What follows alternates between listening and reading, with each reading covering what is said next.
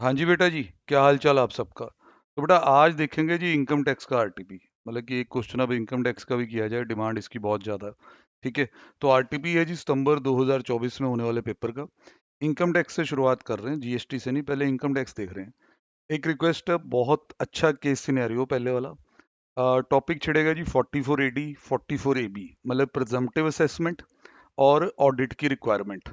तो भाई अगर आप थोड़ा आउट ऑफ टच हैं, बड़ी देर से ये सेक्शंस आपने पढ़े नहीं है या इग्नोर कर रखे हैं, तो रिक्वेस्ट ये है कि वीडियो सुनने से पहले आप इनकी एक रिवीजन लगा लें। जो भी आपके नोट्स रहे हैं, इंस्टीट्यूट के मटेरियल से पढ़े हैं वहाँ से पढ़ लें, टीचर फॉलो किया उसके नोट से, भाई पढ़ लो पहले एक बार। बाकी मैं यहाँ पूरा आपको डिटेल में ही करवाने वाला हूँ, बट फिर भी रिकमेंडेड है कि केस सिनेरियो अच्छा है तो फर्स्ट रिवाइज देन आप आगे आ जाए। तो होपफुली आपने बात मानी होगी। तो अब हम बात शुरू करते हैं। Case scenario, mister Naveen age 40 year is engaged in manufacturing business. तो मैन्युफैक्चरिंग बिजनेस ये करते हैं, he follows the mercantile system of accounting. जैसे पीजीबीपी में चॉइस होती है कि आप मर्केंटाइल या कैश कर सकते हैं, सेक्शन 145 ये कहता है। तो भाई साहब मर्केंटाइल फॉलो करते हैं। Detail pertaining to his business for the year ended 31 March 24 as under.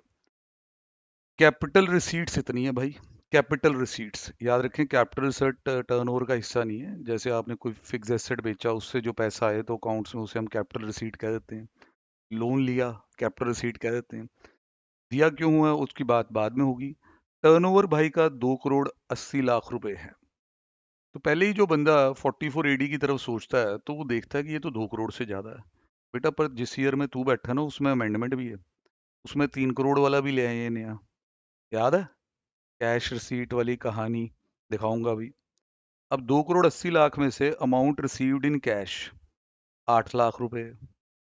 Amount received in cash out of capital receipt, मतलब कैपिटल रिसीट्स में से कितना कैश है वो भी बताया जा रहा है। और आगे चलते हैं।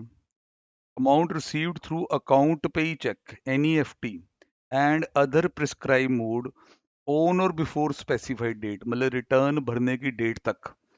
देखिए बेटा 280 का टर्नओवर है, अभी 280 बोला उन्होंने। इनमें से इन्होंने खुद ही कह दिया था कि भाई साहब इतना तो 8 लाख तो कैश में ही आया होगा। बाकी रिटर्न भरने की डेट तक देखा जाता है कि सही तरीके से कितना और पैसा आता है। तो उन्होंने बोला कि 2.5 करोड़ आ गया। 2.5 करोड़ आ गया, सही मोड में आया ये पैसा। बाकी नेचुरल अभी नहीं आया, वो उसके डेटर्स हैं एक तरह से। और सुनते हैं। टोटल पेमेंट्स की हैं 1 करोड़ 60 लाख की।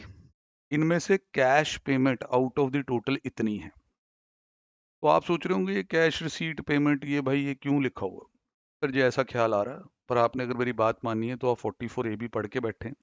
नहीं तो ये 44 AB मैं दिखा देता हूँ आपको कि ये इसके एंगल से लिखा हुआ। आओ थोड़ा सा आपको इन्वॉल्व करें। 44 AB, audit of accounts of person. Income tax से बेरेक्ट हमने उठाया हुआ जी, कोई नोट्स वगैरह नहीं है ये। Every person carrying on A business, if his total turnover और रिसीट एज द केस में be in business exceed 1 crore, तो उसका ऑडिट होगा। तो उसका ऑडिट होगा, ये पढ़ा था। साथ में ये भी पढ़ा था। Provided in case of person, all amount received including the amount received for sale turnover during the previous year in cash does not exceed 5%। मतलब सारी रिसीट्स सारी, मतलब उसमें भाई फिर आपकी चाहे कैपिटल रिसीट्स हैं चाहे कैश है, उनमें से टोटल 5% से ज़्यादा कैश में नहीं आना होना चाहिए। तो दूसरी बात, aggregate of all payment made including the payment incurred for expenditure in cash during the previous year does not exceed 5% of said payments. मतलब कि अगर आप ये दो कंडीशनें पूरी कर दें कि आपकी जो टोटल रिसीट्स हैं उसमें कैश रिसीट 5% से ज़्यादा नहीं है एंड टोटल पेमेंट में कैश पेमेंट 5% से ज़्यादा नहीं है, तो बेटा ये 1 करोड़ वाली लिमिट सीधा ही 10 करोड़ हो जाती थी। 1 करोड़ के बजाय सब्स्टिट्यूट कर दिया जाएगा वहां पे 10 करोड़ रुपए को। तो हो सकता है इस केस सिनेरियो में हमारे से ऑडिट के बारे में भी पूछा जाए, तो तब ये हमारे काम आएगा। ठीक है, बाकी स्टडी मैट में भी ये सारा दिया हो, ऐसी कोई बात नहीं है। अब भाई ने अपने टर्नओवर के अकॉर्डिंग अकाउंट्स बना लिए मर्केंटाइल बेसिस पे, बुक्स बना ली है, मतलब बुक्स अकाउंट में 10-50 का प्रॉफिट दिखाया उन्होंने। ये सेल वहां चली गई होगी, बाकी खर्चे डाल दिए होंगे। अब जैसे पीजीबीपी के सम में होना चाहिए, पीएनडल में जो खर्चे डाले हैं उसके बारे आपको थोड़ा ज्ञान दिया जाएगा। फिर आपको देखना पड़ेगा कि डिसअलाउंस तो नहीं अट्रैक्ट होता कहीं। Analysis of पीएनडल for the year ended 31 March 24, मतलब इस पीएनडल में जिसमें प्रॉफिट आया, जब उसका एनालिसिस किया गया तो ये पता चला कि सैलरी दी गई है, salary includes the wages of 15,000 रुपये per month each, paid to one guard, to housekeeping staff in cash. गलती होगी बेटा, बहुत बड़ी गलती होगी। 10,000 से ज्यादा का खर्चा है। 40A3 कहता था प्रिस्क्राइब मोड में पे करो बेटा, 40A3 कहता था प्रिस्क्राइब मोड में पे करो।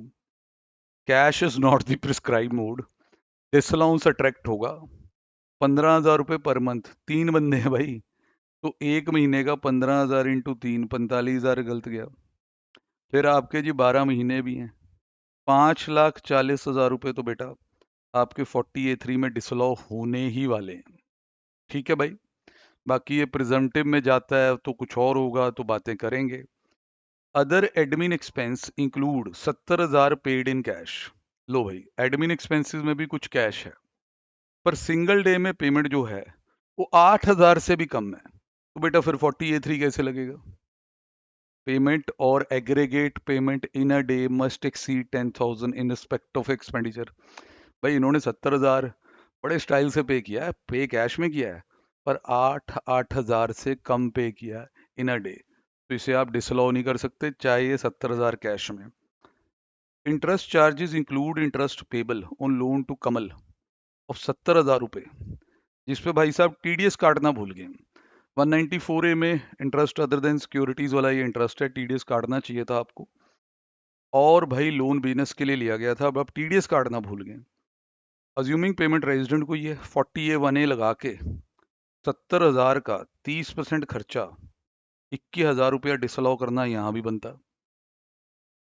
तो सर हमने सारा क्वेश्चन तो एनालाइज कर लिया। केस सिनेरियो जैसे कई बार बहुत लेंथी होते हैं, बहुत लेंथी तो इसे नहीं कह सकते, but it is of good quality. अब देखना ये होगा कि क्वेश्चन क्या पूछता। On the basis of the facts given above choose the most appropriate answer to question 1 and 5 below. पहला सवाल, क्या मिस्टर नवीन एलिजिबल है कि वो अपनी इनकम प्रिजम्पटिव बेसिस पे डिक्लेयर कर ले under the provision of income tax act और AY 2425? सर अगर तो आप ऐसे देखते हो कि इसका टर्नओवर 2 करोड़ से ज़्यादा है, ये एलिजिबल ही नहीं होगा, तो आप पढ़े नहीं हैं भाई। मैं एक काम कर सकता हूँ ज़्यादा से ज़्यादा कि भाई आप बेयर एक्ट से शायद डरेंगे या पसंद नहीं करेंगे, सीधी सी बात है, तो मैं इंस्टीट्यूट के मॉड्यूल में चल पड़ता हूँ आपके लिए भाई। वहाँ से आपको एक बार PGBP दिखा देते हैं कि भाई वहाँ क्या सिनेरियो था, क्या अमेंडमेंट थी, हमने मार्क किया था सारा। तो ये सर PGBP का ICI स्टडी मटेरियल अब आ चुका है, थोड़ा सा इंतज़ार करना होगा। पेज एक बार हम इसका ढूंढ लें, कि मुझे लग रहा है कि बच्चे उस पेज पे भी जाना चाहेंगे जहां उन्होंने इसे पढ़ा, रिकॉग्नाइज कर पाएंगे कि हाँ सर ये 3 करोड़ वाला मार्क हुआ अपना। टू टिको है, ये लो, ये ऑडिट का आ गया पहले, इसको भी देख देंगे यहाँ से जब जरूरत पड़ेगी। बस 44AD की खुशबू आनी शुरू होगी है, सामने है ये देखो सर, 44AD है ये। 44AD आपने बड़े क्वेश्चन क्वेश्चन कर रखे हैं, ये रहा 44AD। मैन्युफैक्चरर है, इसी में आ सकता है, ADA में तो जाएगा नहीं, AE में भी नहीं जाएगा। तो भाई इसमें आप नीचे नीचे चलें, तो पहले तो ये लिखते हैं कि any business other than this, ये वो, आपका टर्नओवर 2 करोड़ या उससे कम होना चाहिए तो आप एलिजिबल हैं। तो अगर तो आप इतना ही पढ़ के आए हो या इतना ही आपको आता है, फिर तो आप एलिजिबल हो नहीं, क्योंकि आपको होगी टर्नओवर 2 करोड़ से ज़्यादा। पर भाई साहब आगे भी पढ़ें, उसने लिखा है any business other than this, अगर टर्नओवर आप प्रूव कर दो कि 3 करोड़ तक ही है और आपका aggregate cash receipt in the relevant previous year is less than equal to 5% of your turnover, हैं जी? तो नवीन भाई चेक करें, 3 करोड़ से नीचे आप, इसका मैं 5% कर देता हूँ भाई, इसका 5% कर सकता है हर कोई, 14 लाख रुपए आएगा। अभी तक कैश में उसे 8 लाख ही आया। टर्नओवर देखना है इसमें, टर्नओवर, टर्नओवर 280 है, उसका 5% कर दो, इससे ज्यादा कैश में नहीं आया होना चाहिए। तो भैया ये तो 8 लाख ही आया है, 14 लाख तक भी आ सकता था। अब आप दोबारा चेक करो, लॉ चेक करो, 3 करोड़, 3 करोड़ से नीचे है, कैश 5% से ज्यादा नहीं है, तो भाई फिर क्यों एलिजिबल नहीं है नवीन? बिल्कुल एलिजिबल है। तो अब ऑप्शंस पढ़ते हैं। पहले इसने वो बेकार वाली ऑप्शन दी नालायक पार्टियां फंसाने के लिए, कहता देखो नहीं भाई एलिजिबल नहीं है क्योंकि थ्रेशोल्ड लिमिट से ज्यादा टर्नओवर हो गया है। भाई ये उनके लिए जिन्हें अमेंडमेंट नहीं आती, ये 2 करोड़ वो करेंगे, उनका तो 280 देखते ही बाहर हो गया ना, पर हमें तो 3 करोड़ वाला रूल पता। फिर इसने कहा कि यस एलिजिबल है since cash receipt during the year does not exceed 5% of the total amount received.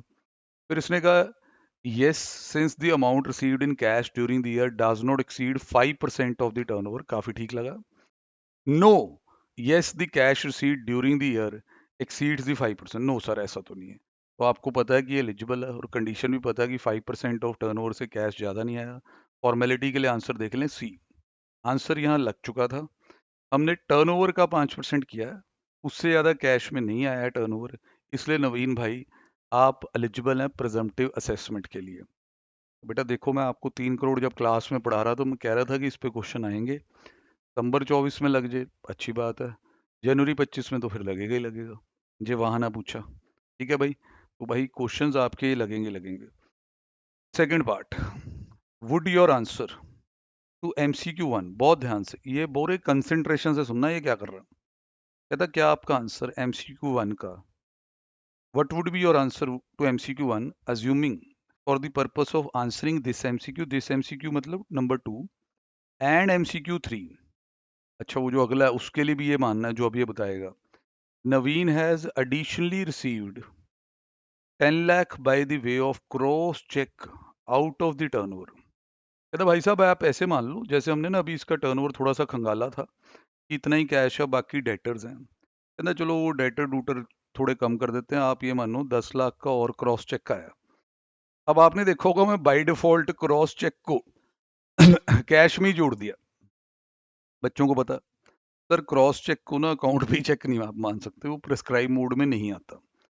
तो अब आपसे पूछा गया है कि what would be your answer to MCQ1, मतलब क्या आपका MCQ1 का आंसर होगा अगर ऐसा हो जाए। तो आप याद रखें कि आप अभी भी MCQ1 में, उसने पूछा था कि नवीन प्रिजम्पटिव असेसमेंट में आ सकता।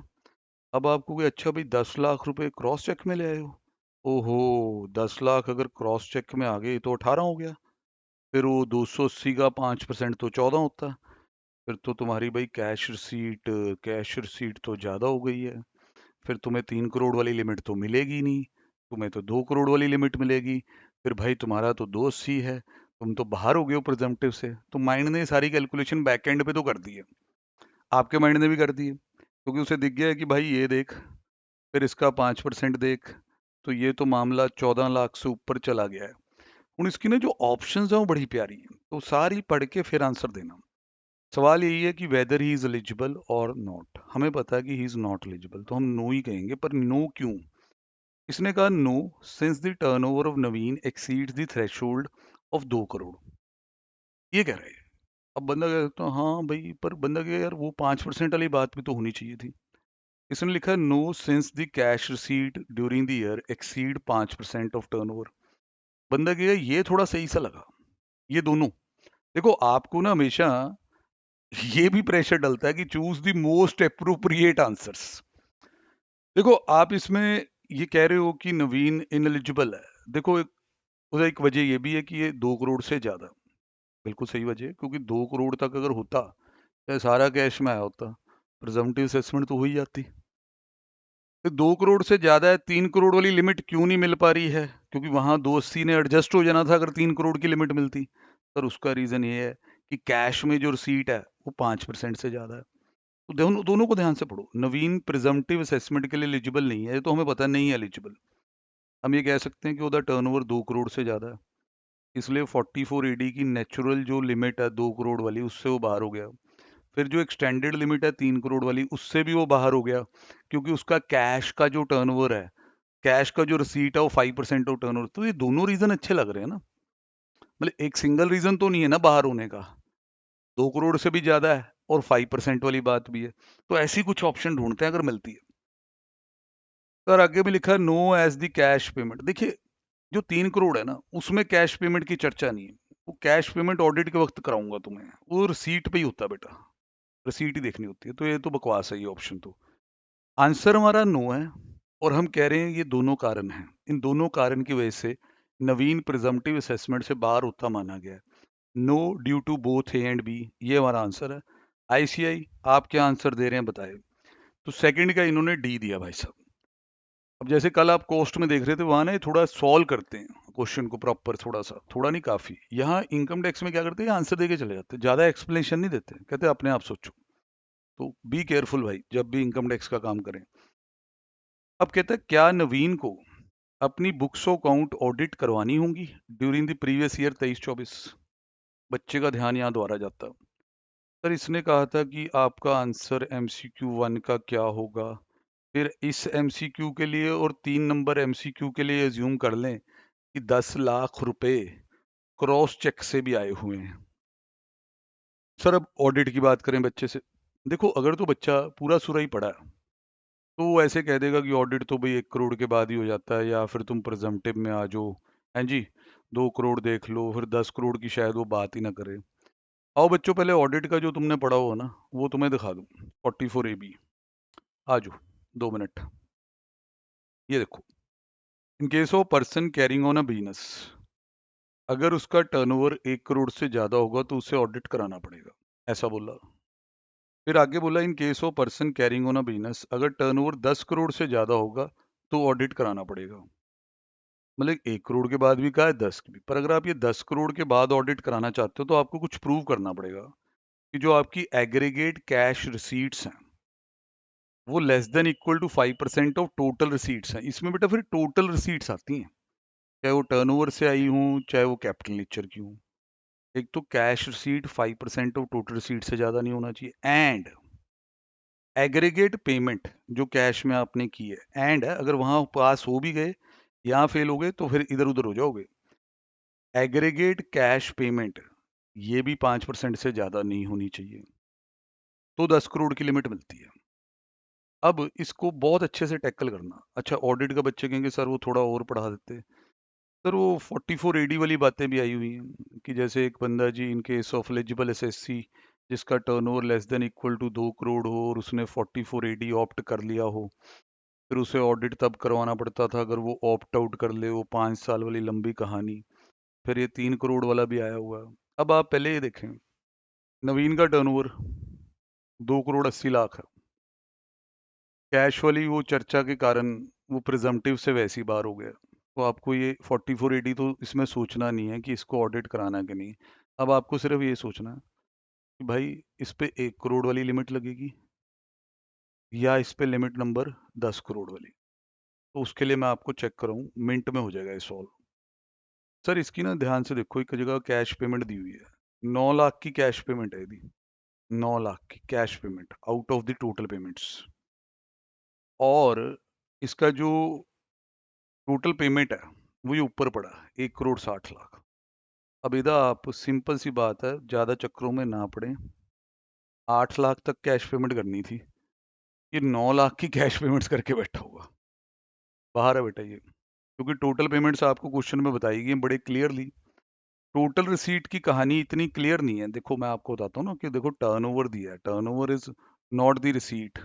अब उसमें कितना कैश आया है, फिर उसके बाद आगे कैश आ रहा है, कैपिटल रिसीट्स हैं, जोड़ना पड़ेगा रिसीट्स बनाने के लिए बहुत कुछ। पर अगर हमें इसे बाहर करना है कि भाई तेरा तो 10 करोड़ वाली लिमिट लगनी नहीं है, प्रिजम्पटिव से तू पहले बाहर है, तो तेरा तो भाई 1 करोड़ से ऊपर टर्नओवर जा रहा है, प्रिजम्पटिव से तू बाहर है, 10 करोड़ तेरा लगना नहीं, तो ऑडिट तो तेरे को कराना पड़ना। अब देखते हैं इंस्टीट्यूट ने किस तरह की अजम्पशनें यहाँ पे दी हैं, देखें ध्यान से। इसने लिखा है कि no since the turnover of Naveen does not exceed the threshold limit of 10 crore. Sir एलिजिबल ही नहीं है इसके लिए, तो ये तो कह रहा है ऑडिट कराने की जरूरत ही नहीं है 10 करोड़ तक। नहीं नहीं, हमारा आंसर तो नहीं है। इसने लिखा है yes since the amount received in cash during the year exceed 5% of the turnover.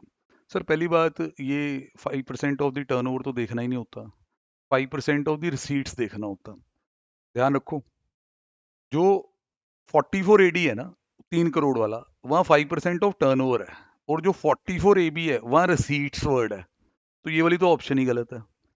अगला इसने लिखा यस, यहाँ भी ऐसे ही लिखा था, खैर अगले वाले में भी लिखा है यस ऑडिट कराना होगा, cash payment during the year 5% of the aggregate payment से ज्यादा, cash payment during the year exceed 5%। इस पे अपना कॉन्फिडेंस पूरा, तो डाटा आपने भाई साहब पूरा दिया है, आपने टोटल पेमेंट बताई है इस साल की, इधर 5% कर लो, इससे ऊपर है, 10 करोड़ की लिमिट लग नहीं रही, 1 करोड़ के बाद इसको ऑडिट कराना चाहिए। अगले में लिखा है no, since the amount received in cash during the year does not exceed the 5% of the total amount received. भाई अगर ऐसा हो भी जाए तो भी क्या हो जाएगा, क्योंकि 10 करोड़ की लिमिट लेने के लिए आपकी दोनों कंडीशनें पूरी करनी होती हैं। पेमेंट 5% से ज़्यादा नहीं होनी चाहिए कैश में, जो कि हो गई है, तो सर ऑडिट तो होना। मेरा आंसर यस है जी। तो सी पार्ट थर्ड क्वेश्चन का बिल्कुल सही है। ठीक है, तो इस तरीके से भाई जबरदस्त है भाई, जबरदस्त। तो मैं दोबारा बताऊं जी, 44 AB में ये वाली बात 10 करोड़ वाली यहाँ यूज हो रही है आज। ये वाली बातें दोनों आपने प्रैक्टिस करनी है भाई। कोई डाउट हो तो कमेंट सेक्शन में जरूर डालें। अब इन्होंने पूछा व्हाट इज द अमाउंट। अब बेटा आप ना वो जो दो MCQ करने के लिए माना गया था कि कैश आ गया, वो क्रॉस चेक आ गया, वो अपने दिमाग में से निकाल देना, ठीक है ना। क्योंकि वो MCQ एक बनाया था ना कि कैश आपका 5% ये वो 10 लाख वाला, अब वो हटा देना, क्योंकि वो सिर्फ नंबर 1 और 3 को करते वक्त था। अब आपको फोर्थ पार्ट ये कहता है what is the amount of profit gains as per the books of accounts. मतलब कि जो प्रेजेंटिव के लिए नहीं जा रहा है, बुक्स ऑफ अकाउंट्स के अकॉर्डिंग ਉਹਦੀ इनकम निकालनी है, तो भाई कैसे होगा। आजो सर यही निपटा देते हैं इसको।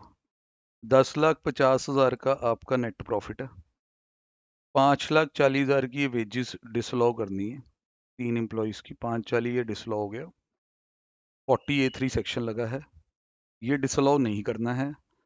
जो ये आपने इंटरेस्ट दे दिया बिना TDS काटे 40A1A में डिसअलाउ करना है 30%। तो 21,000 रुपये भाई मैं ये और डिसअलाउ कर रहा हूँ, यहाँ लिख लेते हैं 21,000 रुपये। इन सबको जोड़ लें, 1050 ऐड 540 बेटा जी, प्लस 21,000 रुपये। तो भाई ये डिसअलाउंस करके 16,11,000 रुपया अभी मेरा बन रहा है। बाकी मैं चेक कर रहा हूँ, क्योंकि इनकम टैक्स में से चेक करके बात करनी चाहिए। तो ये सारा डिसअलाउंस करने के बाद हमारे अकॉर्डिंग 16,11,000 की इनकम आएगी। ऑप्शन चेक करते हैं जी, बी। सिंपल, अगर बुक्स ऑफ अकाउंट्स के अकॉर्डिंग चलते हैं तो भी भाई चाहे ऑडिट भी हो जाए 40A3 को ओवरराइड थोड़ा ना कर देगा ऑडिट। अब कहते हैं what is the amount of profit gains of business profession in the hands of mister Naveen if he does not want to get his books of account audited. Now ये आपके दिमाग से अब खेला जाएगा, क्योंकि देखो जो पहला पार्ट था वहां हमने कहा था कि नवीन प्रिजम्पटिव में आ सकता है 3 करोड़ वाले नए रूल में। दूसरे पार्ट में हमने उसे बाहर कर दिया था कि नहीं भाई तेने तो 10 लाख रुपए कैश में ले लिए, 14 लाख तक आना चाहिए था। अब आपको ये समझना होगा कि ये जो दूसरे पार्ट में हुआ था, ये पहले MCQ को करने के लिए और तीसरे MCQ को करने के लिए हुआ था। मतलब कि जब आप लास्ट पार्ट कर रहे हो तो बेटा नवीन प्रिजम्पटिव में अभी भी आ सकता है। ध्यान से समझे, नवीन प्रिजम्पटिव में अभी भी आ सकता है। बच्चे कंफ्यूज, सर यहाँ पे हमने इसको ऑडिट करवाया है, ये है वो है। सर इस पार्ट में वो प्रिजम्पटिव से बाहर था, बिकॉज वो क्रॉस चेक में 10 लाख ले गया था, प्रिजम्पटिव से बाहर हो गया था, टर्नओवर 1 करोड़ से ज़्यादा था, 10 करोड़ के लिए एलिजिबल नहीं हो पाया था, तो ऑडिट करवाया था। तभी तो बच्चे कहते हैं बेटा पेपर में केस सिनेरियो आधा घंटा भी खा जाता है। बी केयरफुल, सब ठीक हो रहा है, एनालाइज करना वीडियो को पॉज करके, नहीं तो मेरे से डायरेक्ट पूछ लेना इसमें क्या है। अब हमारा वो पार्ट हट चुका है, वो 10 लाख वाली बात हट चुकी है। हम बैक हैं जी, हम इस सिचुएशन में हमने यहाँ कहा था कि हाँ भाई तू करा ले 3 करोड़ के अकॉर्डिंग प्रेजम्पटिव करा ले। आजो फिर। सर क्या टर्नओवर है जी। सर 280 का टर्नओवर है, इसको हटा दो, बच्चे अपने आप ही सॉल्व कर देंगे। देखो बेटा 2 करोड़ 80 लाख का टर्नओवर है, इसमें भाई आपको 8 लाख रुपए बोले हुए हैं कि कैश में आए हुए हैं। जो कैश में आ जाएगा उस पर 8%। फिर आपका जी प्रिस्क्राइब मोड में आया 2.5 करोड़, इस पे 6%। फिर जो डेटर बन गया, मतलब अभी तक पैसा ही नहीं आया, तो 280 में से 8 हटा ले, फिर उसमें से 250 और हटा दे, 22 बचे। जो नहीं आता फिर वो आपको पता ही है, उसको वो कैश ही मानते होते हैं, इस पे भी 8% लग जाएगा। अब इनकम निकाल लो, ये 64,000 आ गई जी यहाँ से।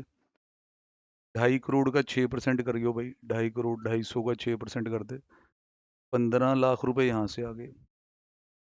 22 लाख का 8% कर लियो भाई, 1.76 यहाँ से आ गए। अब इनको सबको जोड़ लियो, तो ये टोटल बन रहा है जी 1740। Presumptive assessment 44 AD। आंसर देखते हैं जी, ऑप्शंस देखते हैं क्या दी गई हैं। तारा चाली ऑप्शन ए में ही दिया हुआ भाई, बस कंफर्मेशन रहेगी। लो जी, तो मस्ट डन एमसीक्यू है भाई, बहुत बढ़िया तरीके से ये चीज़ आपको सारी की सारी बताई गई है। उसके बाद ये भी कहा गया कि भाई कोई डाउट है, इच्छा है पूछने की पूछें। और एक बेटा थोड़ा कमेंट शेयर लाइक कर दिया करो, वीडियो थोड़ी सर्कुलेशन में आ जाएगी, हमारी भी मेहनत को थोड़ी सी वैल्यू मिल जाएगी। डन है भाई, बाकी नेक्स्ट वीडियो में जो भी होगा।